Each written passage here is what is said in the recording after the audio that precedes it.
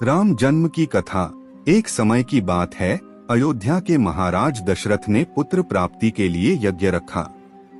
इस यज्ञ के लिए राजा दशरथ ने अपनी चतुरंगिणी सेना को काले कान वाले घोड़े को छोड़ने का आदेश भेजा।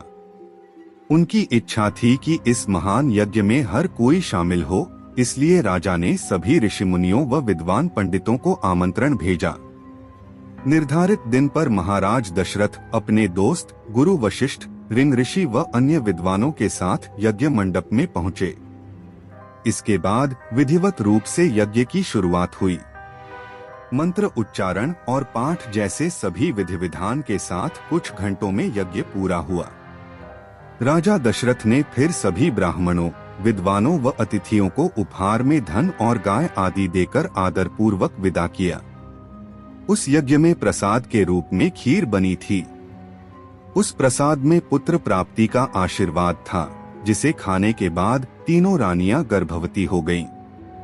कुछ समय बाद चैत्र माह में शुक्ल पक्ष की नवमी तिथि के दिन राजा दशरथ की पहली पत्नी यानी रानी कौशल्या ने एक बच्चे को जन्म दिया।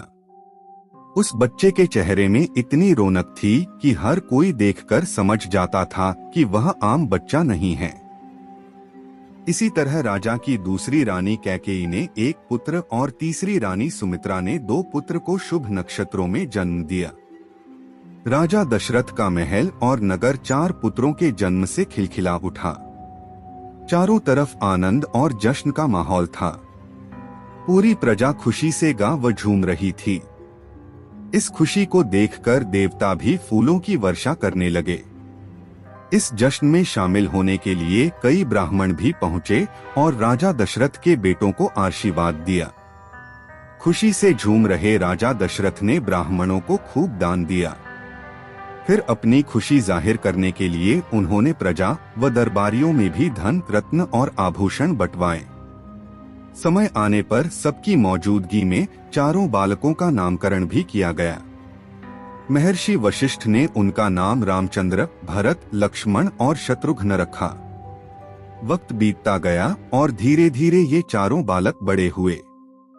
इन चारों में राम अपने तेजस्वी गुणों के कारण प्रजा को अधिक प्रिय लगने लगे।